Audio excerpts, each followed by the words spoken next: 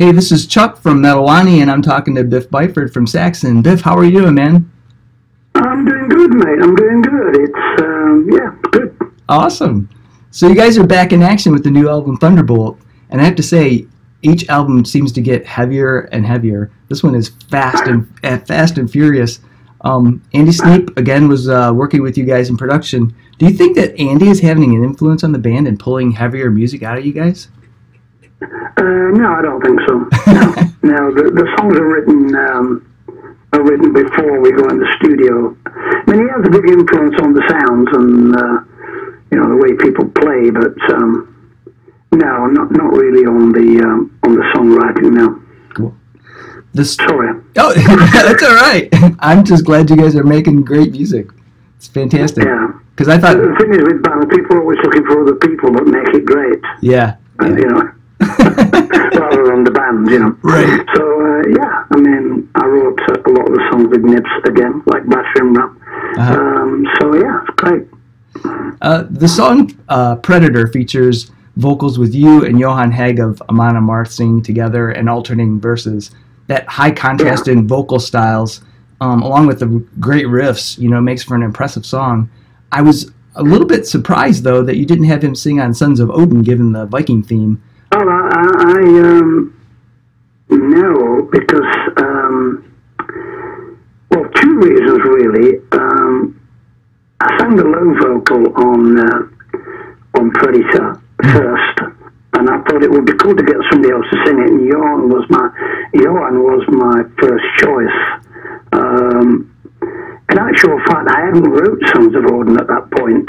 Oh, wow. The song was called Shogun. It's a Nigel Glockler and Doug Scarrett composition, the music. And I was going to call it Shogun and do it about a Japanese warlord. Yeah. And I changed my mind at the last minute and called it Songs of Odin. So it actually wasn't written when I sent the Predator track off to Johan. But yeah, he would have liked to have sang Songs of Odin, definitely. He would have preferred that song, but unfortunately I wrote those lyrics right at the last minute and sang them before we started mixing. So yeah. Awesome. I love the tribute to Motörhead with the track They Played Rock and Roll. It seems like a fitting tribute to the band, unfortunately sort of timely with the passing of Fast Eddie Clarke. I saw an interview with Lemmy when he was still around where he talked about the first time that Motorhead toured with Saxon, and he thought that Motorhead had shocked Saxon with their penchant for partying on the road. What is your... Well, they definitely showed us how to tour on a bus, definitely. And to have fun, and not to be too scared of the girls. But yeah, they were great. We had a great time. That's what the song's about, really, and also about the political, climate of 79, 80 in England. And if you watch the video, it's more or less self-explanatory. Yeah, because it kind of delves into the. I mean, because at that time, punk music was pretty heavy too. You guys and Motorhead had that feel. We drew a lot of punk fans in the early days, as did Motorhead, and I think probably Maiden did as well. It was quite aggressive, fast, energetic music we were playing. Yeah, I've heard you guys refer to, you refer to Saxon as a street band. What do you mean by that? Well, because we were more interested in connecting with our audience than probably some of the older bands around at that time. We considered ourselves to be, fortunate to be musicians, but we also connected with the ordinary guy. We weren't playing to musicians, if you know what I mean. Right. We weren't like playing prog music. Although we loved it, Yeah. But it just wasn't our thing we were writing. Right. Oh, what is like some of your favorite memories from when you guys toured with Motorhead? Well, on the bus, really, we thought we were going to be in the back of the transit van, but we weren't. They invited us on the bus to travel with them, and I think they paid for our hotels as well, actually. So yeah, was just a great time, really. You know, they were bigger than sliced bread at that time on their Bomber tour. We were just starting. It was our first album. We were about to release Wheels of Steel, our second album. So it was just, the timing was just right. And, you know, we were very similar to Motörhead in that, you know, we wore leather jackets and bullet belts and, you know, skin-tight denim. So we're a bit sort of, you know, a bit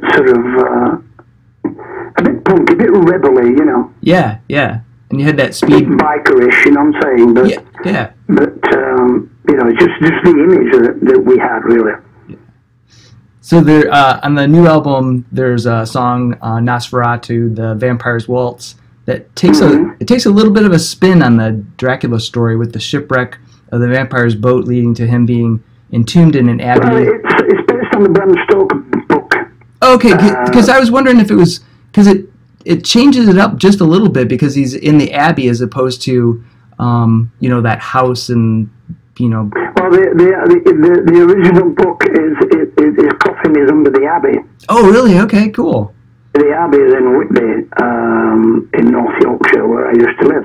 So it's quite connected. The girl, the first girl that he sort of that he bit was in the house next to the abbey. Oh, wow! That's so awesome. Van Helsing was staying in the big house, but actually his coffin was under the abbey, which is next door. So if you want to go on, if somebody wants to go on Google Map and have a look at that, you'll see that there's a ruined abbey and the manor house next to it. Wow! And where was that again? In Whitby. In Whitby. WHITBY, North Yorkshire. Nice. And I noticed on the digital, because I get the pre-order, I get the digital version. You get the raw version and the. You get the version with no sort of orchestration on there, just a little bit of Nibs' keyboard. Yeah. But yeah, it's a different version really. You can have it sort of, you know, harder, or you can have it more gothic, if you know what I mean. Yep. Yeah. Which one do you prefer? I'm easy. You know, we'll probably play the raw one live. Because there's no room in the truck for orchestra or keyboards. So you know, we don't play with click tracks and hard drive running. You know, we're a live band, so we have to try and reproduce the album live. We might use a couple of samples that Nils plays on his bass pedals, but you know, there's nothing running, if you know what I mean. Right. So Slayer recently announced that they were going to retire after one last tour. Meanwhile, you guys are still going strong. You're heading to the United States coming up in March to tour with the Priest, which is awesome. What do you think about the Slayer announcement? And another question is, what will be the cue for you and the band that you're going to hang up the gloves? I like Slayer. You know, we've played with Slayer quite a few times at festivals around. They're good guys. I don't know. They've obviously made a decision. Whether it's a decision because I don't know if it's because of health or because it's, you know, they think they've done enough. I don't know. As far as I think decisions like that sometimes are made really quickly, and other times people pre-plan it. I don't know. I mean, obviously Slayer will obviously do one last tour, I suppose.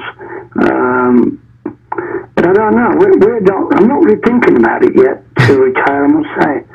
But you never know. You know, you never know what tomorrow brings to you. Right. Yeah, that's true. That is true.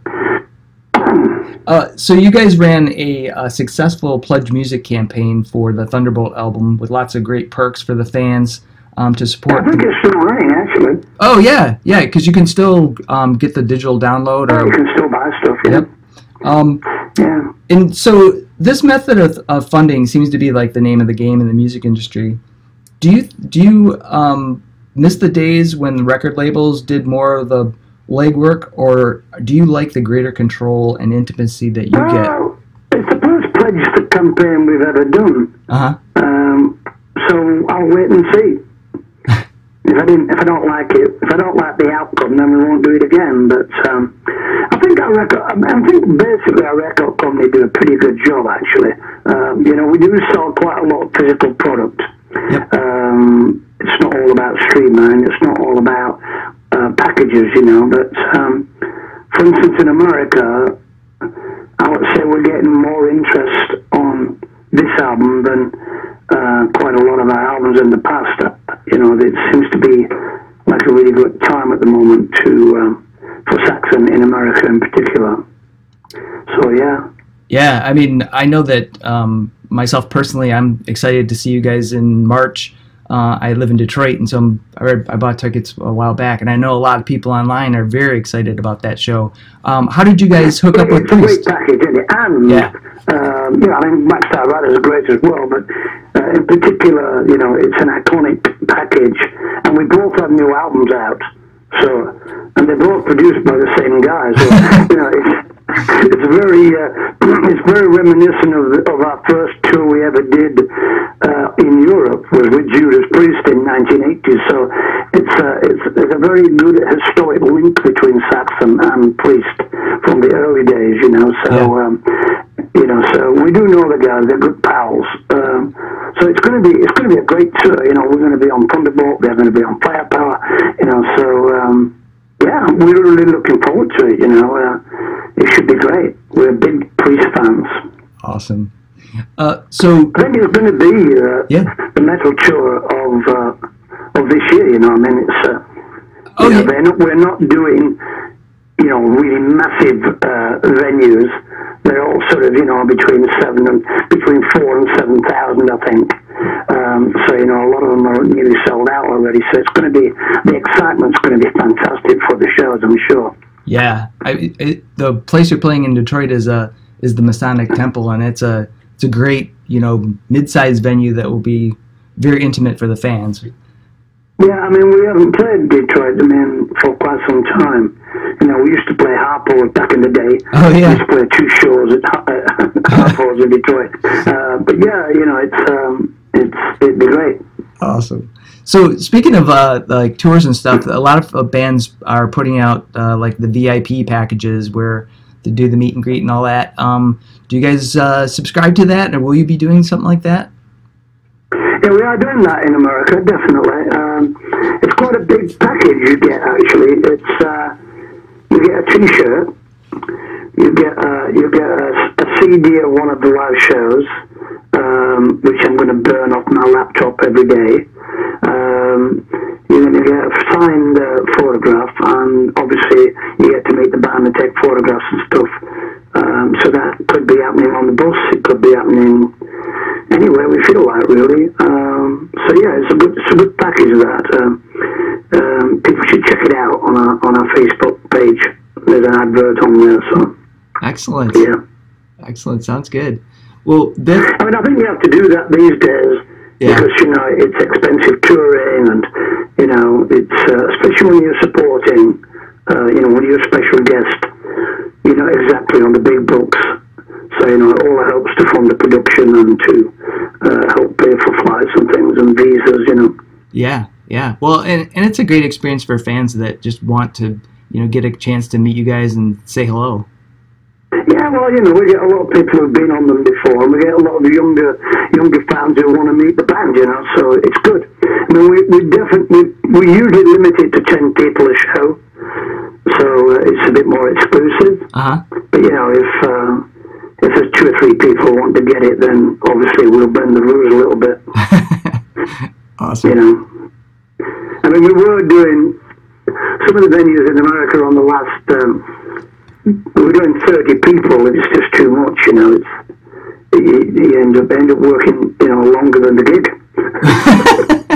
Right, and it also has. So 10 people is good, you know. Yeah, and if you get too many people, it feels like an assembly line where you're just kind of getting shoveled through. Yeah, you want to chill a bit, you know, and spend a bit of time talking.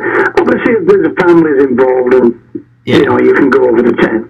Yeah, we're not that strict, but initially, you know, if you sell out 10, then if somebody emails the company that do it and say, you know, my son wants to come, or you know, or a couple of guys flying in from, you some out of the way place like, Alaska, can we get a VIP? And then we usually say yeah. Awesome. Well, Biff, I really appreciate talking with you. Can't wait to see you guys, and I hope the tour is fantastic. It'd be good. It's the year of the Thunderbolt. Yeah. This year. So, it's going to be great. Awesome. Well, thanks again for talking with us. All right. Okay, bye. See ya.